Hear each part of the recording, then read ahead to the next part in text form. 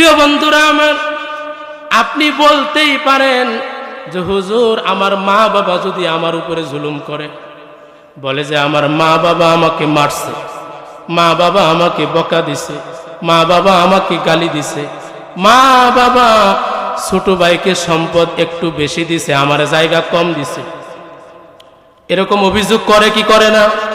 আল্লাহর রাসূল বলেন ওয়া ইন যালামা, তোমার মা বাবা যদি তোমার উপরে জুলুমও করে, তারপরেও তুমি তোমার মা বাবার মানুষ দৌড়ঝাঁপ করেন না, দৌড় দেন না।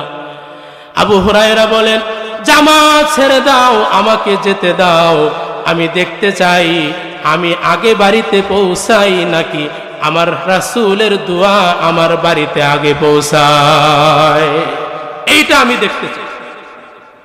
হযরত আবু হুরায়রা বাড়িতে গেলেন, যায় দরজার মধ্যে টোকা দিছে, ভিতর থেকে আওয়াজ আসতেছে, কে? বলে মা আমি তোমার আবু হুরায়রা ফেরত এসেছি। ভিতর থেকে বলতেছে আবু হুরায়রা বাবা তুমি দাঁড়াও, দরজা খুলতেছি, দাঁড়াও তুমি দরজা খুলতেছি। হযরতে আবু হুরায়রা বলেন মায়ের গলার আওয়াজের ভিতরে শিরকিয়াত আর কুফরের গন্ধ পেলাম না, মায়ের গলার আওয়াজের মধ্যে আমি তাওহীদের গন্ধ পেলাম। আমি বুঝতে পেরেছি আমি বাড়িতে পৌঁছার আগে আমার রাসূলের দোয়া আমার বাড়িতে পৌঁছে গেছে।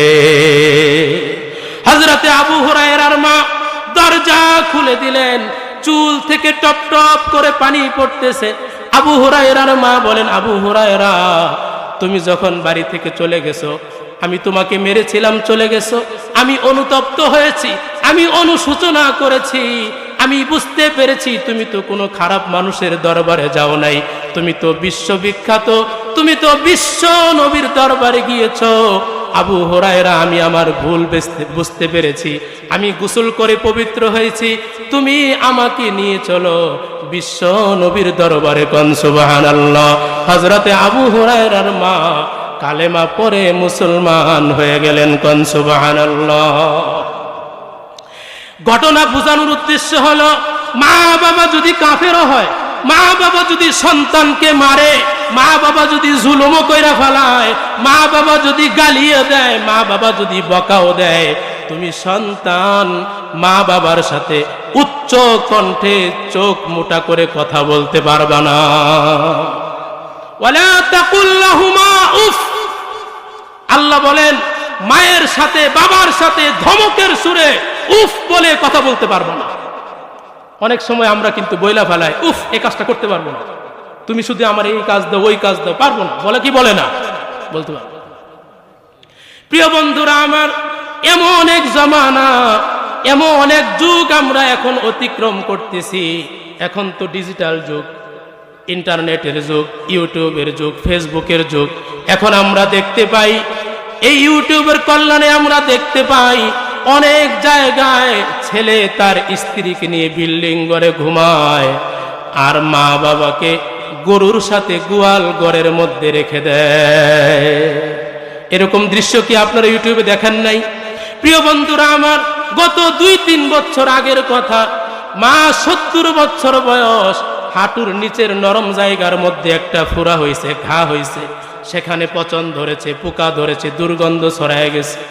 ছেলের স্ত্রী সহ্য করতে পারতেছে না, বলে তোমার মাকে তুমি কি করবা তুমি জানো?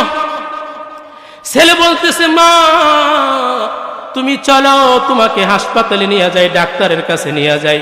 এই কথা বলে মাকে নিয়া ওই যে গাজীপুরের যে জঙ্গল, ওই জঙ্গলের ভিতরে, গভীর জঙ্গলের ভিতরে মাকে ফেলে রেখে সন্তান চলে গেছে।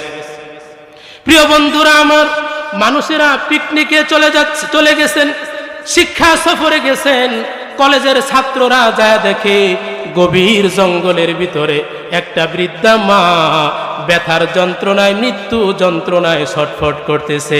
মা আপনি এখানে কেন?